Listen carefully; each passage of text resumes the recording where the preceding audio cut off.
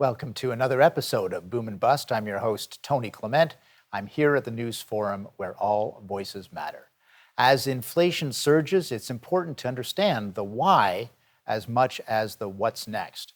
We have with us today someone who can provide an international perspective. I want to welcome Diana Furchtgott-Roth to Boom and Bust. She is an adjunct professor of economics at George Washington University and previously was Deputy Assistant Secretary for Research and Technology at the U.S. Department of Transportation. She was Chief Economist at the U.S. Department of Labor and Chief of Staff at the President's Council of Economic Advisors in Washington, D.C. Welcome to the program. Tony, it's great to be with you today. It's great to have you. I guess the first thing is, can you provide perhaps an historical perspective, this inflation problem that we are facing now that you have written about? There's screaming headlines, worst in 4 decades and so on. Give us a little bit of a tour around inflation and why this is of such historic proportions. Here in the United States, we have the highest inflation in 40 years.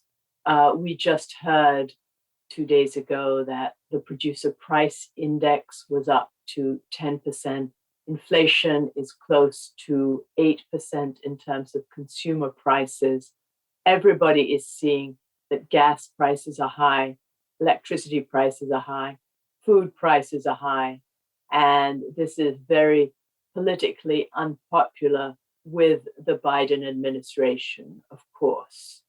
And the reason this is because there were vast amounts of stimulus funds that were put out at the same time as asking people to stay home, which made sense in the first months of the pandemic in 2020. But when it got to 2021 and the economy was growing at about 6 or 7% a year, an additional $1 trillion of spending did not make any sense. And it was as though you gave everybody coupons to go to Tim Hortons to get donuts, but then told all the staff to stay home so that there wasn't anybody to give out the donuts. So, of course, you would have big lines at Tim Hortons donuts. And this is what we have in terms of supply chains and prices. Well, I'm glad that you brought the analogy of Tim Hortons donuts. You obviously know our audience, so thank you very much for that. Donuts are my favorite food. Okay, very good. Well, there's 2 of us then, at the very least, many more in Canada, that's for sure. You have in your writings, you've talked about and you just verbalized how important the supply chain is to what we're dealing with, which is probably something that not many Americans, not many Canadians turned their mind to when we had times of plenty, when stores were always stocked and we really didn't think about it. Obviously, we now have Russia's invasion of Ukraine. So I guess my question is, how bad can it get?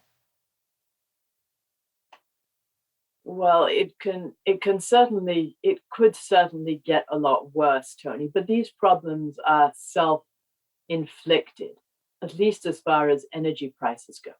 And gasoline prices were 40% of the producer price index inflation last month.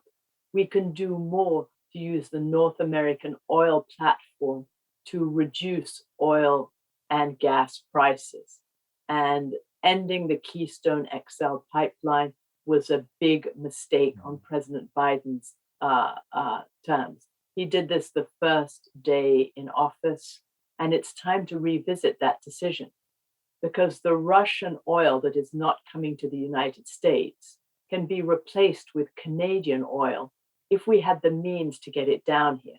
It's the same kind of heavy crude that can be processed in our refineries here in the United States into gasoline, which would be very helpful in lowering gas prices for millions of Americans. We're just about to take a commercial break. We're talking with Diana Furchtgott-Roth. She is an adjunct professor of economics at George Washington University. And I'm glad that you mentioned Keystone Pipeline because it is very perplexing to Canadians, I must say. that in this time of crisis, the pipeline is not being built, but the United States is going cap in hand to Saudi Arabia, Venezuela, all these other places with perhaps not the best interests in mind for the U.S.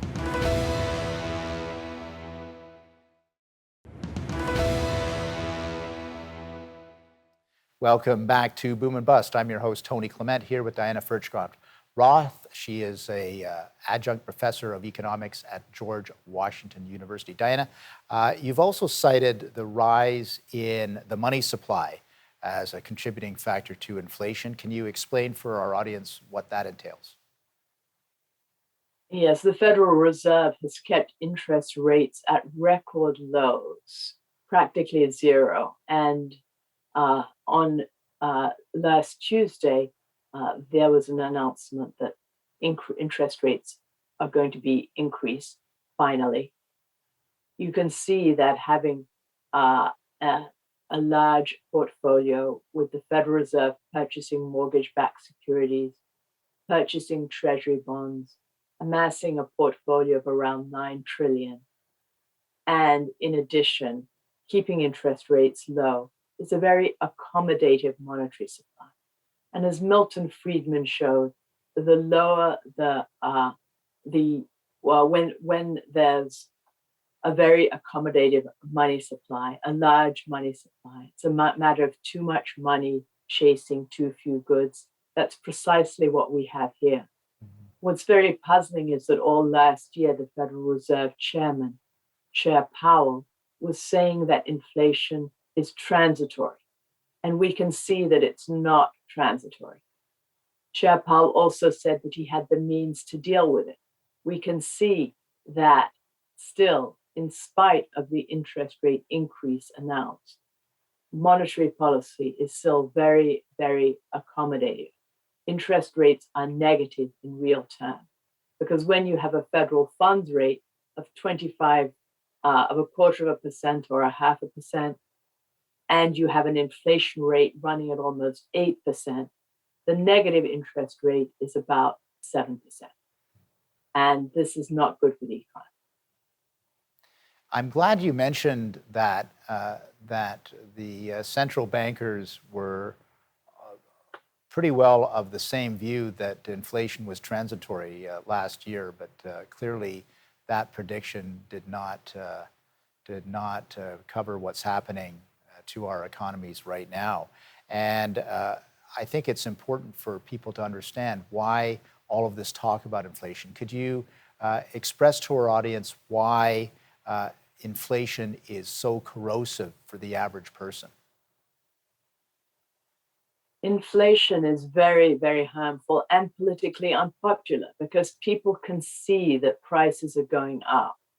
Gasoline, for example, is a price that everybody sees several times a day as they go to work and they go home. And it's hammered in their heads. Here in the United States, it's over $4 a gallon. And they can see the difference. They can see it when they fill up. An increased gasoline price like this is like a tax. It's the equivalent of a tax on their income. They can see it when they go to the grocery stores. They can see that milk is now above $4 a gallon. Milk, I guess, is tracking gasoline price. You can get a gallon of milk and a gallon of gasoline for about the same price these days, far more than it used to be. And this hurts people's pocketbooks. They can't buy as much food. They have less to spend on other things. And it means that when they get a pay raise, maybe 4 or 5% looks like a good raise. But with inflation running at 9%, it isn't a good raise. Then we have people on fixed income, right? Seniors, retirees, and their incomes are going down in real terms too. Now, I was going to mention fixed incomes because they sometimes bear the brunt as well. So are these groups of people in the U.S., is this being articulated now by politicians and by groups that have their interests at heart? It's certainly being articulated by groups that have their interests at heart, yes. But many representatives of senior citizens organizations, such as the Association of Retired People, the American Association of Retired Persons, they tend to lean Democrat. So they don't want to criticize President Biden. So they are not making as much noise about inflation as they should be. Well, I'm sure this will the dial will be raised as you get closer to the midterms. So I would be predicting that this will be a definite topic over the next few months as the politicians start clamoring to get reelected for their positions. We're going to take a brief break with our guest Diana Furchtgott-Roth, and we'll be back after that break. Please stay with us.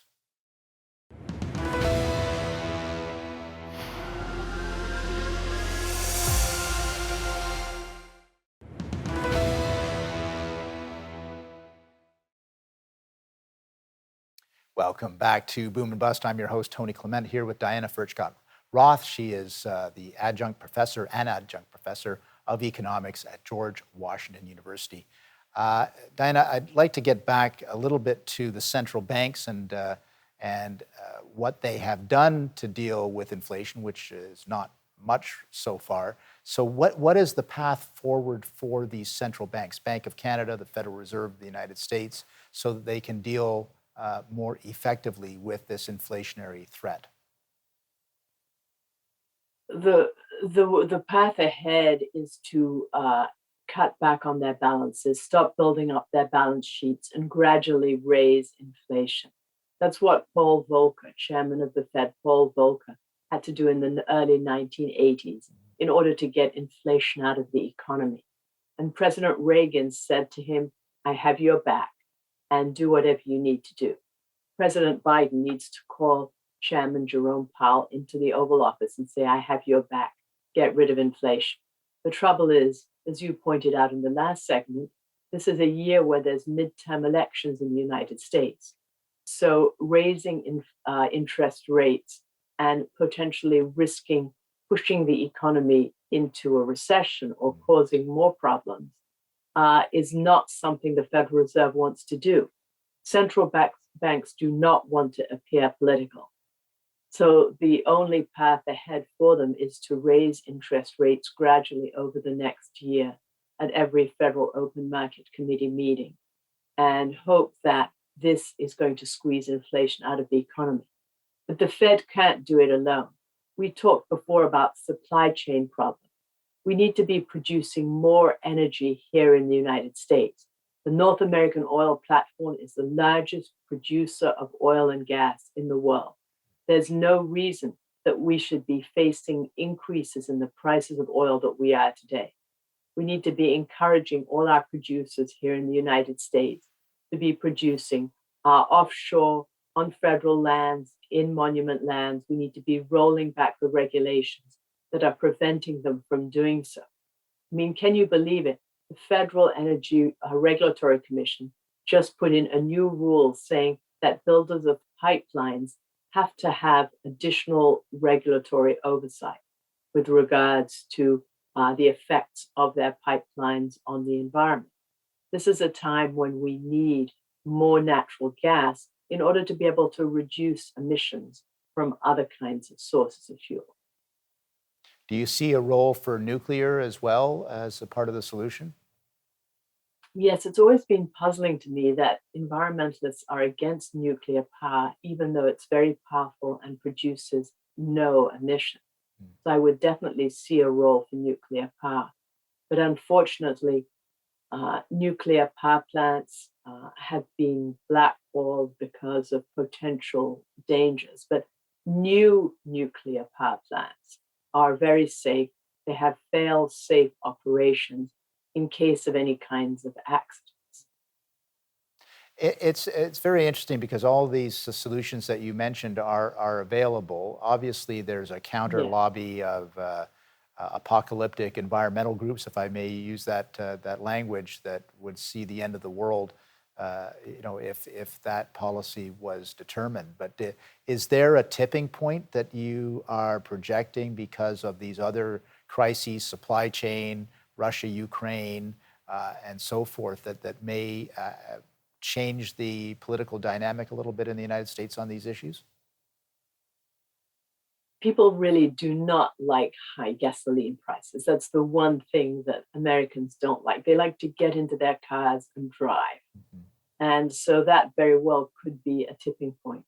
When I worked in the White House under President George W. Bush and gasoline prices went up, there were lots of questions to the Council of Economic Advisors over what could be done about it. There was great concern.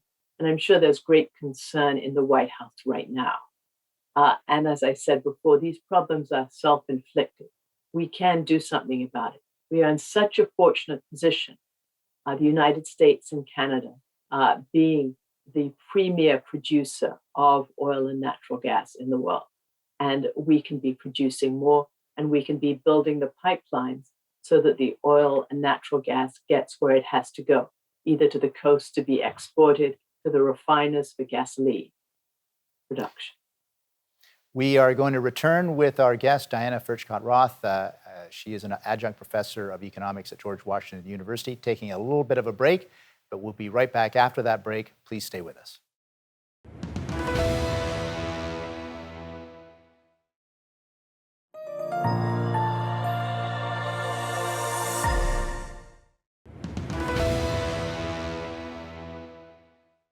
Welcome back to Boom and Bust. Diana, obviously businesses are trying to attract good quality employees. That's been part of the almost a supply chain issue, as the paucity of employees who are willing to work for some of these companies.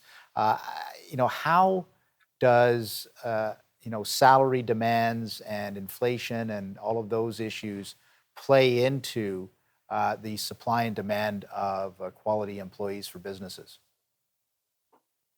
In the United States, there are 11 million unfilled jobs, and employers are competing for workers. And in the last employment report, we saw that that workers without a high school education had remarkable reductions in unemployment. Employers are clearly going to lower skilled workers and training them to do the jobs because they can't get other people. We saw decreases in unemployment among Black, Hispanics, people without a high school education. And this just shows that the demand for labor does help many, many segments of the workforce. It's important to take away any barriers to working, and also employers are finding very creative ways of attracting workers. For example, giving them more hybrid schedules, giving them more flexibility. And I think that we're going to see more of these different kinds of work environments the longer this work shortage, the supply shortage lasts. What else should government be doing? You talked about the need to not do massive stimulus spending anymore post-COVID. What should government be doing? We've been talking about a transition to renewables, and a transition is just that, a transition. And a transition means that we continue to use legacy fuels until we have good supplies of other fuels.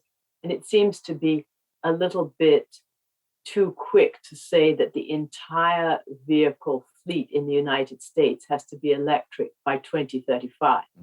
GM and Ford have said they're only going to be selling battery-powered vehicles in 2035.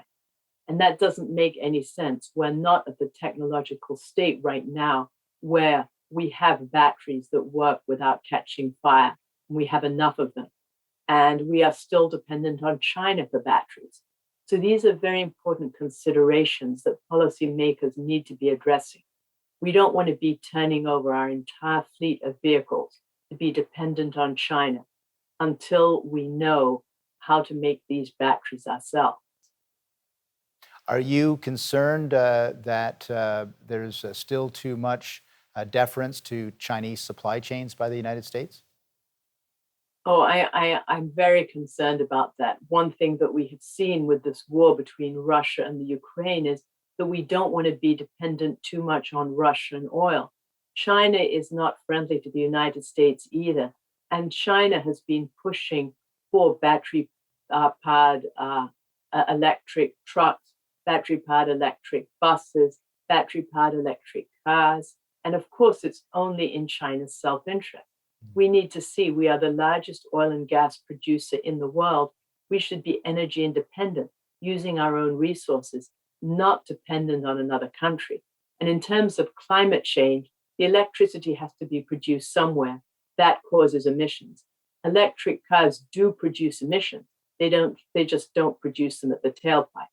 Unless the electricity is made with nuclear power, we're still going to be causing emissions. So the climate change advantage of electric cars is vastly overstated. Plus, for people who live in apartments without charging stations, it's very difficult to charge a battery overnight. It's fine if you live in a nice suburban house and you can plug your car into a battery, into an outlet, but most people don't live in those kinds. No, you raise a good point. We've got about 20 seconds left. Is this the proper time for a more adult conversation in the U.S. on some of the issues that you've raised? It most definitely is. And we need to be working with you, with Canada, with your oil producers in Alberta, in order to be able to join together to solve some of these recent supply chain problems that we have. And I look forward to doing that. Diana Furchtgott-Roth, thank you very much for joining our program today. Great to be with you. Thank you.